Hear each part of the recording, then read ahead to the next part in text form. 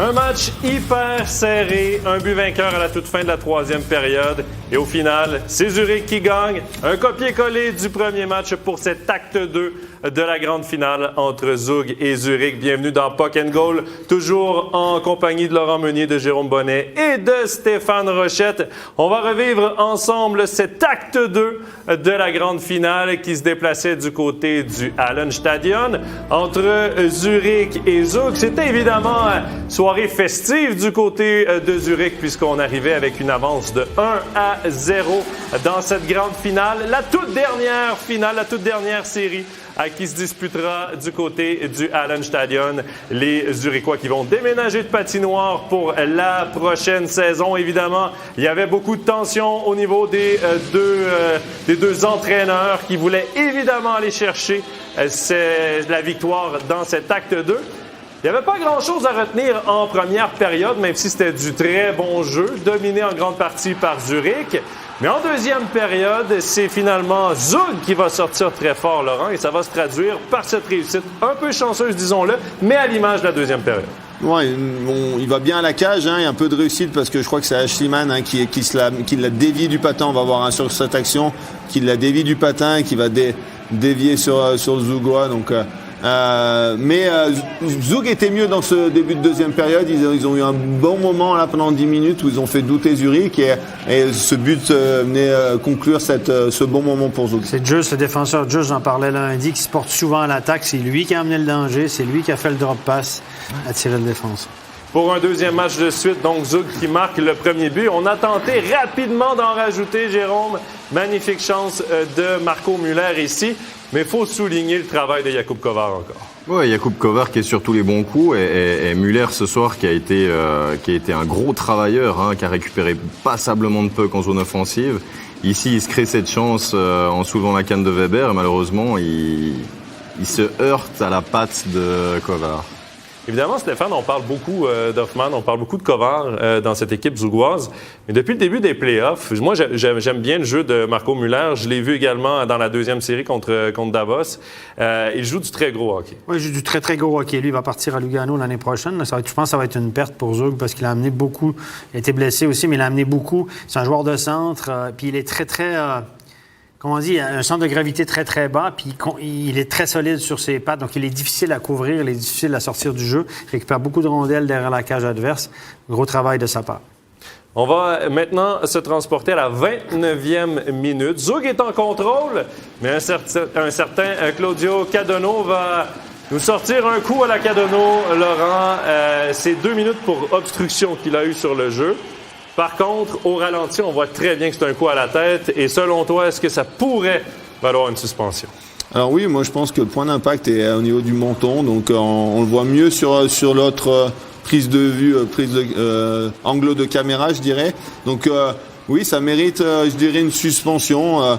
Peut-être 1 ou 2 matchs parce que il n'a pas énormément de vitesse. Mais par contre, le point d'impact et au niveau du menton, du visage. Donc, moi, je trouve que c'est les choses, justement, qu'on veut éliminer. Et ça fait partie des choses qui doivent être éliminées du hockey. On voit Schliemann se prendre le nez. Donc, vous dites qu'il il l'a pas chopé au menton, il l'a chopé en plein visage. Peut-être même plus haut. Comme on a dit tout à l'heure, Schliemann est retourné un peu. Il fait une passe par derrière, puis il le voit pas venir vraiment. Regardez, il est vulnérable. Et puis, Cadonneau, fidèle à son habitude, de jouer un peu salaud, il voit que ton adversaire est dans le trouble, qu'il ne voit pas venir, et il choisit d'y donner un bon coup. Là, on voit vraiment sur cet angle que c'est au niveau du visage. C'est ça. Il se fait grand, alors qu'il sait que son adversaire est vulnérable. Il choisit d'y donner un beau coup, puis il se fait grand. Regardez, l'épaule gauche monte, puis arrive à la hauteur du visage. Après, les arbitres vont vous dire, le PSO vont vous dire c'est un full body contact parce qu'il le chope aussi au niveau du thorax et aussi au niveau de la tête. Le point d'impact principal n'est pas forcément contre la tête. Je suis d'accord avec Laurent, il devrait être suspendu. OK? Mais je ne suis pas sûr qu'il va l'être parce que je pense qu'on va dire ouais, mais c'est un full body contact, le joueur est vulnérable, il doit se lever la tête. Souvenez-vous, dans le cas de Nygren, le PSO avait dit, de charge de Nygren sur Forêt de Rapperswil, le PSO avait dit il n'y a rien. Donc s'il n'y avait rien sur Nygren, selon le PSO, il s'est fait suspendre, Nygren. Il s'est fait suspendre par le juge unique, mais le PSO, les conseillers techniques ont dit non, c'est une bonne mise en échec. Alors voilà, mais est-ce que le juge va le suspendre? Il devrait, mais je ne suis pas sûr qu'il va l'être, sincèrement, mais il devrait. Jérôme, moi, ce qui me dérange un peu aussi, c'est qu'il se fait très grand, oui.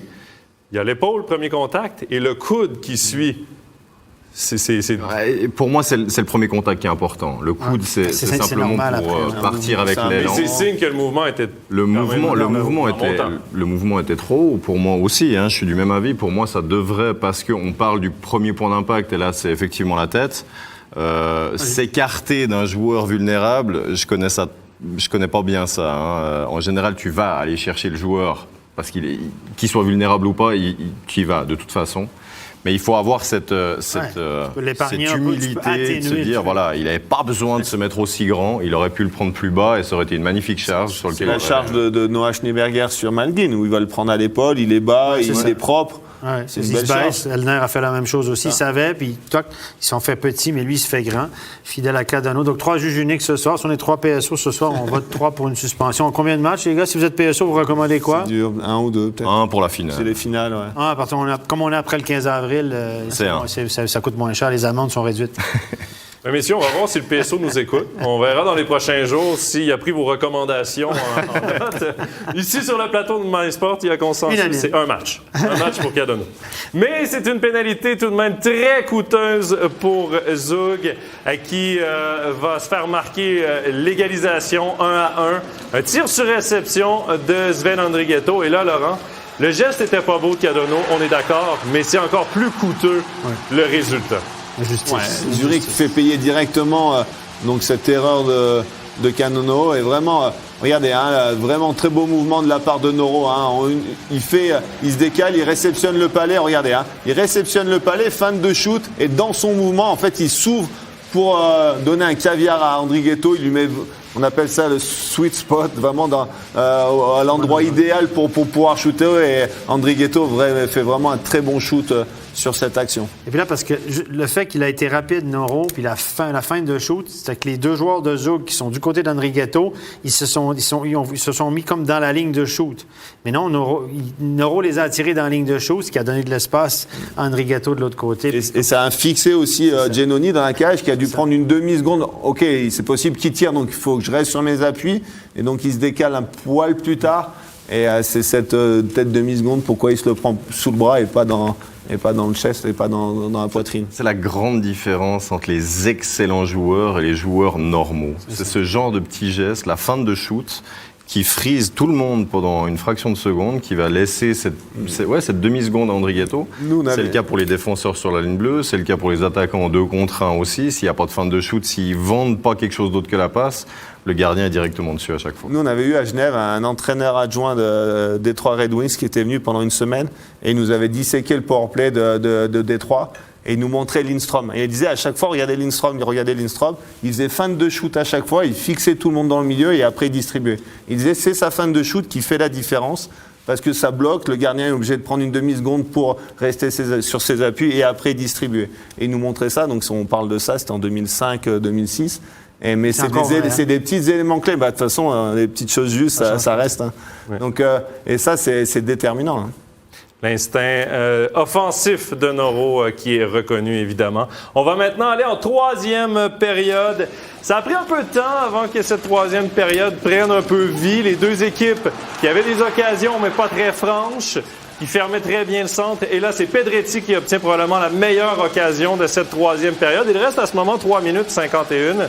Et là, c'est Giannoni qui réussit un très bel arrêt pour frustrer Pedretti. C'est un peu dans le sens qu'allait cette 3e période. Zurich qui commençait de plus en plus à prendre l'ascendant dans le match. Et ça s'est traduit quelques secondes plus tard, Jérôme, par cette réussite de Denis Malgin avec une magnifique passe de Denis Hollenstein. Je ne suis pas certain qu'il visait nécessairement Malgin, il voulait simplement remettre devant le filet. Non, il vise certainement pas Malgin là-dessus. Par contre, ne serait-ce que le geste de pouvoir ramener ce puck derrière de cette façon avec le défenseur qui joue extrêmement bien la canne sur le puck. Et Malgin qui arrive, qui reprend ce puck à une main, qui arrive à se le ramener encore pour lui et à profiter de la cage vide. Ce défenseur fait un bon boulot. Oui. C'était contre puck de Kreis, pousse Hollenstein dans le coin, mais techniquement, c'est... Par contre, c'est au niveau du repli défensif, je pense que c'est Souris qui perd justement Malgin sur le repli défensif et qui est trop concentré sur le palais plutôt que regarder toujours le palais mais avoir un œil sur son adversaire direct. Et là, on voit qu'il se fait prendre par trop regarder le palais et ça profite à Malgin qui... quand même est très fort. Il est sur un bras, récupère le palais du revers à un bras. Patient. Tranquillement, se la ramène coup droit et après ça lui ouvre toute la cage et c'est un peu comme le talent, but égalisateur qu'il a marqué contre Fribourg pour mettre le match en prolongation. Il y a un rebond de la bande qui n'est pas commode. Il récupère sur son back-end, il y a de la pression derrière, il ramène vite sur ses mains puis il réussit à le monter dans le top facile. C'est le même genre de jeu technique. Beaucoup de joueurs l'auraient pivoté, auraient donné un grand coup sur leur back-end. Ou peut-être n'aurait pas réussi à la revenir. Lui, il est tellement facile. C'est un bon petit joueur, hein? On le découvre, c'est un bon petit joueur. Il est pas mal celui-là. Un but, une passe donc ce soir pour Malgin, Jérôme. Malgin, Andrighetto, les meilleurs joueurs de Zurich ont été les meilleurs, mais oui, dans la phase offensive du jeu, on voyait beaucoup de replis défensifs aussi, entre autres d'Andrighetto tout au long du match. C'est l'éthique de travail duquel je parlais aussi, c'est qu'il ne rechigne absolument pas à la tâche défensive, et c'est ce qui permet aussi toutes ces back pressure tout le temps, là, d'avoir des joueurs dans le dos des joueurs de Zug. Et ils sont tous à la même page, c'est vraiment comme s'ils avaient vraiment intégré cette mission et qui s'y adonnaient à 100%. C'est vrai, on parlait pendant l'année, quand ils ont perdu, par exemple, 2 fois contre Ajoie, je ne pense pas qu'ils avaient la même intensité zuricain. Tu dis ça, toi. On va se transporter à la 60e minute. Zug qui essayait de créer l'égalité dans ce match. Et là, Stéphane, c'est un Kovar peut-être un peu chanceux, mais surtout un Simeone qui rate encore une fois une belle occasion, soit de créer l'égalité ou de donner la victoire à son équipe en fin de match. Ouais. Elle est moins flagrante. L'occasion est moins grande qu'elle l'était lors du match précédent parce qu'il y a quand même une pression derrière. Mais regardez, c'est vraiment... Simeone, c'est un buteur. C'est un gars qui en a marqué 25 l'année passée. C'est le genre d'occasion. Il doit la mettre au fond. C'est des moments clés. Et si tu profites pas de ça dans les playoffs, ces moments-là, dans les matchs aussi serrés. Par contre, là, ça aurait été... il l'a eu dans les bijoux de famille. Mais Kovar, son frère, l'a fait tomber, accidentellement par exprès. Là, on aurait eu une bonne séquence à la vidéo parce que Kovar est bousculé un peu, tombe à la renverse dans le demi-cercle, fait tomber son frère, le gardien. Et puis, s'il marque, là, on aurait été à la vidéo. Puis là, je peux vous dire que... là, on était dans la zone grise totale, 50-50. Amenez-le comme vous voulez, appelle un ami, je sais pas, mais fait voter les spectateurs. Mais là, ça aurait été... On en a parlé ici, là, ça aurait été une... Oh! Ça aurait été un cas de... Je pense que la mère aurait dit cet été, on ne parle pas de ça. La marque qui reste donc 2-1 et Zurich va vouloir marquer le but d'assurance dans une cage vide. Ça a été fait gracieuseté de Simon Bodenman. Steph, je reste avec toi parce qu'il y a eu un challenge sur le but. Ouais. Et cette fois-ci, le challenge a renversé la décision. Quel est le règlement exact? C'était pour un hors-jeu. Oui, c'était pour un hors-jeu. En fait, un joueur peut revenir, si c'est un joueur qui revient dans sa propre zone avec le puck sous contrôle, ce qui est le cas, je pense que Kovar, en le contrôle de la rondelle, revient dans sa propre zone. Il n'y a pas de hors-jeu. Par contre, si le puck dévie accidentellement sur sa jambière, sur son patin, il n'a aucun moment, il a le contrôle, puis il remet le puck dans son territoire, là, il y a hors-jeu. Alors là, peut-être l'interprétation, c'est comme il prend un coup sur la canne, ils disent qu'il n'est pas en plein contrôle, j'imagine, c'est pour ça qu'ils ont retourné là. Mais nous, on est unanime, pour nous, il y a hors-jeu. Il n'y a pas hors-jeu. Il a le contrôle de la rondelle. Il revient intentionnellement dans sa zone. Moi, j'aimerais avoir la raison qui les a poussés à changer. Je vais l'avoir le prochain match. Mais c'est vrai, mais c'est dommage. C'est très étonnant. Hein. Ce qui est dommage, c'est en Amérique du Nord, les officiels ont des micros où ils peuvent annoncer les décisions aussi, expliquer une décision. Je pense que dans ce cas-ci, ça aurait été intéressant de savoir exactement pourquoi on a décidé de renverser. Tout le temps, ça serait intéressant même. C'est quelque chose qui devrait être fait et qui marche bien et qui est apprécié du public, que les officiels puissent expliquer rapidement pourquoi la décision a été prise. Quoi. Mais là, c'est vrai que c'est étonnant qu'il renverse. Bon, ça n'a pas eu de conséquences, on va le voir après, mais... Heureusement. Ouais, mais c'est là, bizarre. S'il y a un but, là, on a un scandale, hein, honnêtement. Là, on a un truc en se disant, un scandale. C'est les arbitres qui se dédisent eux-mêmes, donc après ça, ils ne peuvent pas dire... Je veux dire, en fait, ils disent, c'est bon, cette discussion s'est trompée, mais alors, comme on l'a vu, c'était la bonne décision. On voit le juge de ligne qui fait non. Je pense que, franchement, c'était la bonne décision. Est-ce que le règlement prévoit que s'il est mis sous pression... Il a un petit peu slashé sur la crosse. Zone grise, on va dire, mais voilà. Ouais. Bref. Victoire donc de 2-1 des ZSC Lions qui ont réussi à écouler les dernières secondes de ce match. On va entendre une réaction dans le camp des vainqueurs. C'est Yannick Weber à l'interview. Yannick Weber, c'était encore un match très serré ce soir. Vous marquez en toute fin de match. Est-ce que c'est les petits détails qui ont fait la différence ce soir? Oui, sûrement. On savait déjà après la première partie que c'est les détails qui vont faire la différence. Je pense aujourd'hui, première tiers, on a assez bien joué, on a eu des chances. Deuxième tiers, le goal de Zouk était un peu chanceuse. Oui. Et après ça, je pense qu'on a arrêté un peu de jouer. Ils ont eu encore des opportunités de peut-être faire le deuxième but. Mais bien pour nous que c'était juste qu'un. Après ça, notre powerplay, on fait le 1 contre 1. Alors, troisième tiers, je pense on a un peu pris le jeu. On a eu beaucoup de chances de prendre cette victoire. Mais c'est clair, contre Zouk, c'est toujours difficile. Ça va être une série assez tight. Et maintenant, c'est 2-0 pour Zurich dans cette série. Est-ce que vous avez pris l'avantage psychologique? C'est dur à dire. Première série contre Bienne, c'était 2-0 pour eux. Alors on sait que ça peut changer vraiment, vraiment vite. Mais je pense les deux matchs, c'était proche. Les deux équipes peuvent prendre la victoire. Mais je pense maintenant, les deux équipes savent qu'est-ce qu'on veut faire, qu'est-ce qu'on ne veut pas faire. Et alors maintenant, on a deux jours de faire des adaptations. Et aussi Zouk va faire des adaptations. Et le troisième match, ça va encore être une partie assez proche. Et puis la patinoire de Zurich, c'est pas réputé pour être la plus bruyante de Suisse, mais ce soir, c'était pas mal, hein? Oui, vraiment bien. C'est clair que normalement, c'est pas vraiment comme ça, mais pour nous, maintenant, c'est le temps qui est le plus important pour nos joueurs. C'est vraiment bien que tout le monde y vient.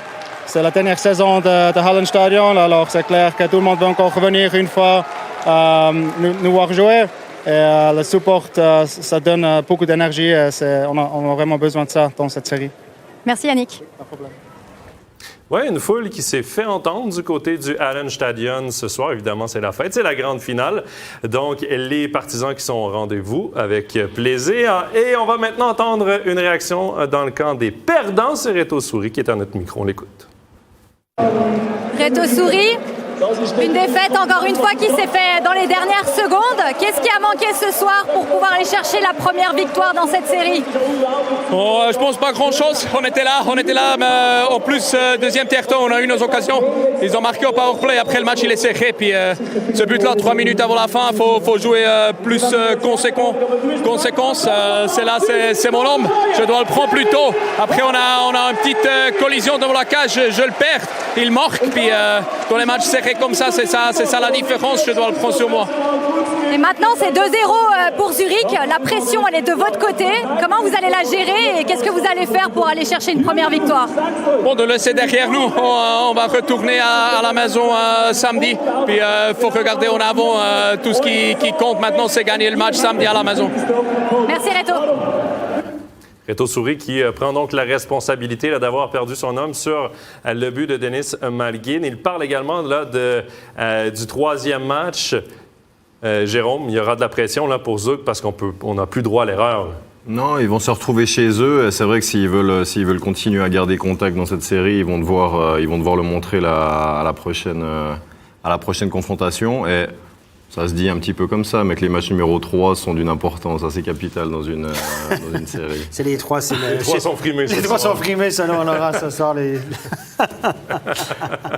On va donc récapituler les résultats de cette grande finale. Les ZSC Lions donc, qui mènent 2-0 après 2 matchs, 3-2 la victoire. C'était lundi et 2-1 ce soir dans des matchs très serrés du hockey de très haut niveau.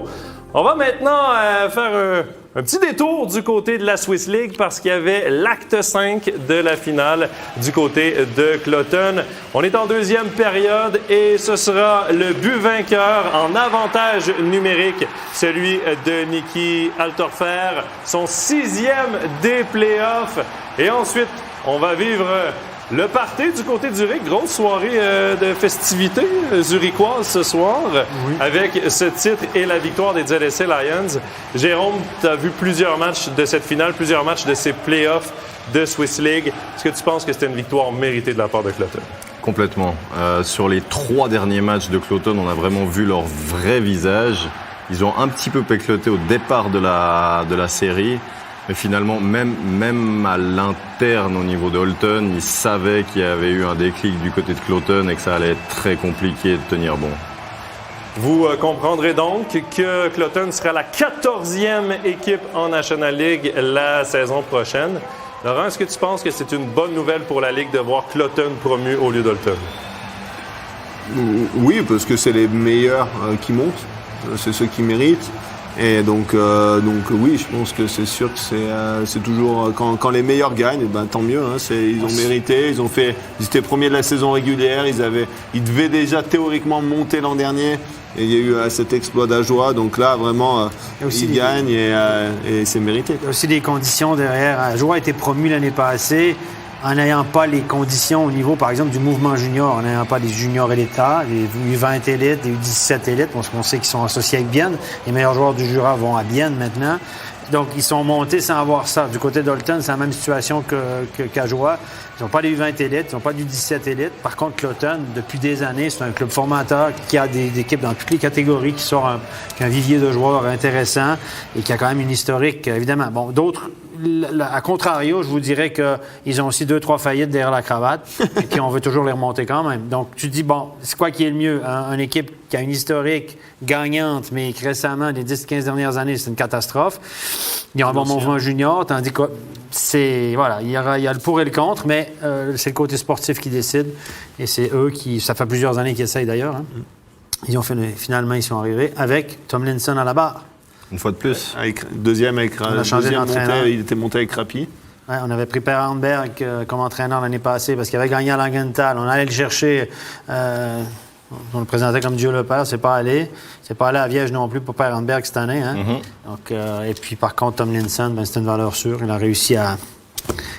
il y avait une grosse équipe, évidemment, gros budget, hors norme par rapport à la Swiss League, etc., si on le sait. Mais c'est pas parce que tu as le budget hors norme, tu as l'équipe hors norme que tu arrives à en faire quelque chose. On l'a vu l'année passée. Voilà. Mais là, les festivités vont être de courte durée, Jérôme, parce qu'à l'image d'Ajoie la saison dernière, on arrive sur le marché des joueurs libres très en retard. On ne peut pas prendre des joueurs à l'équipe reléguée parce qu'il n'y en a pas. Mm-hmm. Est-ce qu'on va assister à un Ajoie 2.0 à Cloton la saison prochaine? Parce que, mine de rien, quand on regarde le niveau de la finale de Swiss League versus la finale de National League, c'est 2 mondes de différence. Ah oui, il y a 2 mondes, mais c'est pas chaque année qu'on a une finale de National League de ce niveau-là aussi. Hein. Mm-hmm. Je pense pas que ça va être un Ajoie numéro 2, parce que comme le disait Stéphane aussi avant, ils ont toute l'infrastructure, ils ont le staff, ils ont le mouvement junior, ils ont tout qui est prêt pour la National League depuis...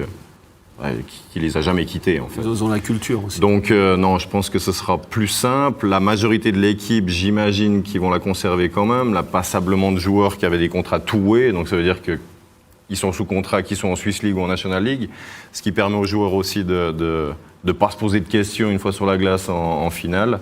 Et puis peut-être qu'ils auront une saison un petit peu compliquée la saison prochaine, mais ils vont se mettre au pas sans trop de soucis. Ils ont déjà un budget qui ressemble à la National League, un petit budget de National League, même, mais on parle d'un budget de 10-11 millions en Swiss League, là, vous vous rendez compte, là, c'est hors norme. Là.